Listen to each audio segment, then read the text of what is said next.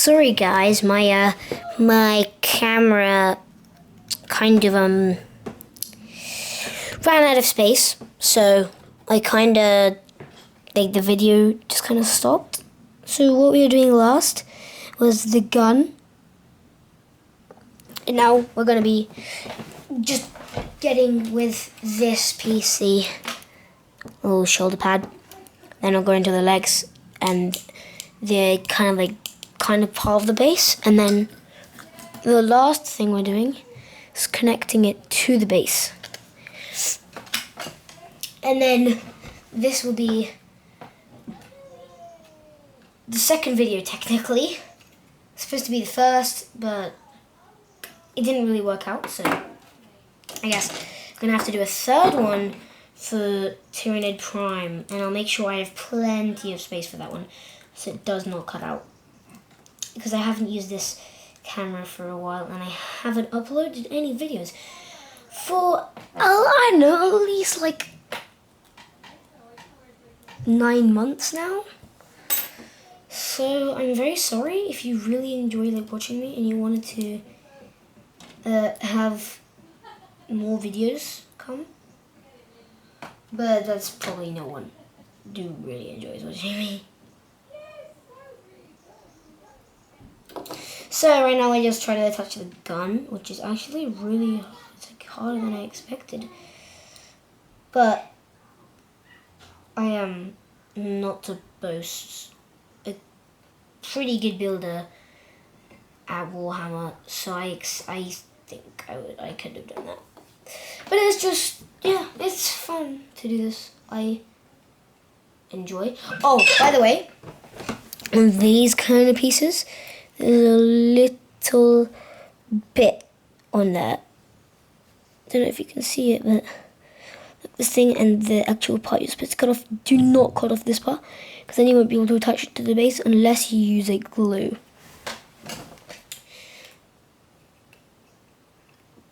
So yeah, it's a pretty hard hobby sometimes if you want to get everything perfect, because you can spend a lot of money on something and then you mess up and maybe you have to get it again. But if it's just at the beginning, maybe you're lucky and you can separate it. But if it's for painting and you make it too thick, that can end up pretty bad for you, because let's say you really like the model, it could potentially be ruined by you not painting it properly.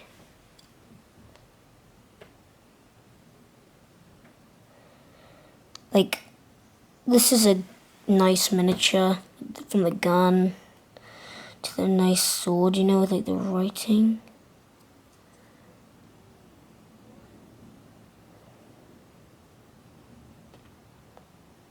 I think this sword looks really amazing. That is a main focus on what I want it to be really good, because I want that sword to just look amazing. So yeah, it is just a very nice sword. You can basically color these guys in any color you want, because it's kind of your own thing. It doesn't need to be exactly how they say, but they like you to do it how you do it. They cut how they do it in the magazines, because if you're a beginner, you should probably follow what they do in the magazines. But if you are a pro painter, I don't know, middle maybe, meh, good, or pro, then you can probably just do whatever you want with them, because it's probably not really hard if you're that good. It's probably painted loads of miniatures before. It's kind of like D&D miniatures, because it's because you can paint them. From what I've heard, you paint D&D miniatures, but I'm not really sure because I don't really play D&D. Or this actually. it's very complicated when you get too many miniatures, and then the rules in the book are like so complicated. Sorry, the magazine is like really complicated because you don't understand what the symbols mean. So that's why it's good, because Warhammer, the shop, does this thing where you get to build and paint your first miniature for free. And they also have this thing called Battle Honors, which can give you free stuff that you can't buy with money. By like doing like completing objectives. But there's kind of cost money for you to complete those objectives. But not always. You can just maybe ask it for like a birthday present or the Christmas present.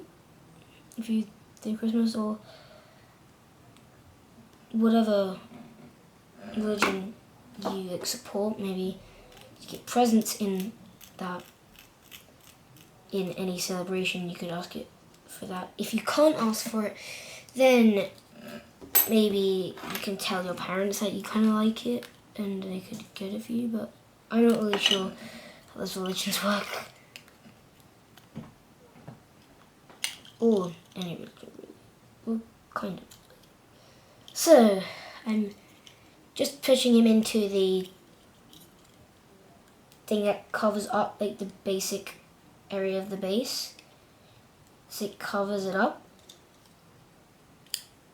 And it adds like nice detail to it. So yeah. And I need to add the head in as well. Then it will look, let's get this.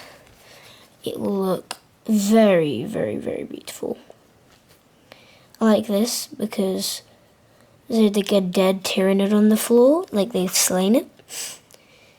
And they've got like their gun and their sword, and they're like ready for the next battle. And all the nice details are there. I understand why these are expensive. And the issue number one, if you can get it, costs £3. Don't know how much it is in Europe or in like euros or dollars. But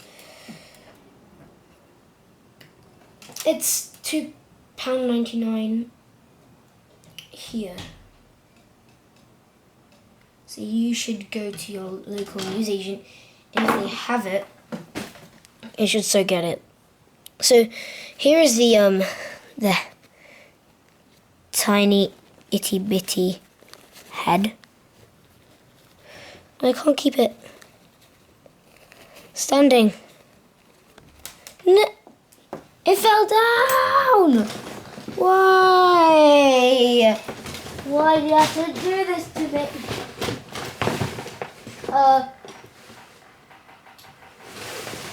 Some pieces for Warhammer are very small though, so yeah, it's not always the best. So I'm just gonna go ahead and push the head in after I mold line it.